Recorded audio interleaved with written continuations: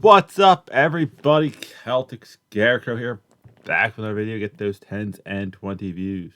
Before we jump into the main topic of this video, which is the anime slash cartoon of the month, Giant D&D Dice Project update. I thought magnets would work, but as you kind of can see, the magnets move. I don't feel like gluing anything on at the time, so I am mocking up different ideas because I have rolled this, and as you see, that is a problem. I don't want to roll the dice and then have all the dice inside of it go flying out. Thinking like a little pitchy adjustable thing that you have in your hoodies at times. You know, putting that like right here and gluing a shoelace right there and have it go over so I can seal it nice and tight. And I did 5 more dice to go along with my only pair. So, becoming more nerdy. And a few of my dice are invisible. It's fun. But now, on to the show, and it is April, my birth month. Maybe I'll do a birthday live stream of some sort. Maybe gaming. Who knows? Quick Q&A, NFL, whatever. We'll figure it out as we go. But this month's show is... We interrupt this program to bring you Courage, the Cowardly Dog Show, starring Courage, the Cowardly Dog! That's right. Courage the Cowardly Dog, the second greatest talking dog, and I will fight people on that. Scooby is number 1. Courage the Cowardly Dog started in 1990. It ran 3 years. Actually, technically started in 96, but then got a full series in 99. Ran for 4 seasons, 52 episodes, 102 segments. I'm not doing math on that. It got canceled by Cartoon Network because it was too scary for little kids. I say boo to that. Boo. You know, there should be shows, especially cartoons, for your 13, 14, 15, 16 plus audience. Not every show needs to be geared towards like little kids. They should be outside playing. We who have no life, we should be the ones watching cartoons. But Courage has a few crazy things about it. It is very highly plausible that it is based off somewhat real people and events. Apparently, the middle of nowhere could be Truth and Consequences, New Mexico, because there was this elderly couple who the husband was a complete dick, but the wife was a sweetheart who lived on a farm kind of out there. And the one day they showed up to kind of check on them, and they were just gone. No signs, no nothing, and the only thing they found was their dog cowering in the house. Courage is actually kind of terrifying at times. Like, good theory on what the creatures are in the show are a lot of Skinwalker references, like animals that kind of humanoid animals. But enough of that. Let's get on to the characters that you would need to know if you were going to watch Courage Cowardly Dog. First off, there is Courage. His whole life story is pretty much in the intro song. Courage Cowardly Dog, abandoned as a punt. He was found by Muro. Weird stuff happens in nowhere. So basically, Courage is a scaredy cat. He's pretty much Scooby-Doo on like crack. Be honest.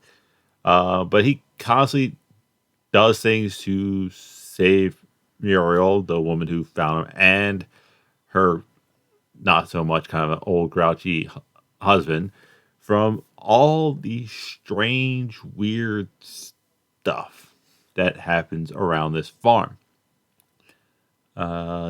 He has probably one of the greatest quotes whenever he kind of needs to do something that's truly terrifying, which is, "The things I do for love. The things I do for love. Things I do for love. the things I do for love. But yeah, there's not much until like the very last episode of the show that really says why he was abandoned as a pup. Next character is Muriel, the elderly woman with a Scottish accent. I don't know why they say Scottish accent on Wikipedia, but she's just the kind-hearted soul who, like, just pretty much is your standard sweet old lady. But because that she is a target of pretty much every villain, so like scam artists like out there, because she's a sweet old lady, she can be taken advantage of. Then you have her husband, Eustace Baggs, the Baggs family, who is the best way to describe it. He's the groucho man who wants to get people off his lawn. He's just good old Southern pissed off guy, loves his truck, constantly tries to scare Courage, which ironically calls Muriel to hit him. And just a mean guy, but you can tell he cares about his family. There are like other characters that constantly pop up. Eustace's mother-in-law, which they have like love-hate relationship. You have the spirit medium, Shirley, who kind of just pops up. Dr. Vindolo, pretty much their doctor. Courage's computer, who's always doing this. You got the bass and the fish in the toilet, always giving Courage. Like main bad guys that kind of pop up is cats. A red, lanky, anamorphic cat with a polished English accent. Sorry, it's one of those things where I'm on Wikipedia grabbing a lot of things. But yeah, he's always trying to do like different things. He runs a motel, he runs a club. He's always trying to do stuff, and he ends up being like the bad guy. La Quack, con artist duck. Yes, a con artist duck. He's really hilarious because he's like as bad as he is. So, like, there's not one of those shows where if you miss an episode, it's like, oh no, I didn't see episode 3 of season 2, or how am I going to watch episode 7 of season 4? There has to be. No, a lot of the storyline is not connected at all. It's just kind of weird ghost stories and urban legends that just happen in this weird little character. But like, they do have a very, and it was like way ahead of his time. Like I want to say like the one story, Courage was helping out a rabbit get away from her abusive ex-boyfriend who was a dog, so she can go run away with her, I think, lesbian lover who was a fox. So it's like, it is one of those shows that you will be entertained, especially if you're an adult in your late 20s, early 30s, and can remember it. If you're not, just go out there and try it. It's a good show. I like it. It's my birthday. I can do whatever I want. Actually, it's my channel. I can do whatever I want anyway. That's it. That's all I have. I may do another mock draft this Thursday. If not, I will see you weird people Saturday.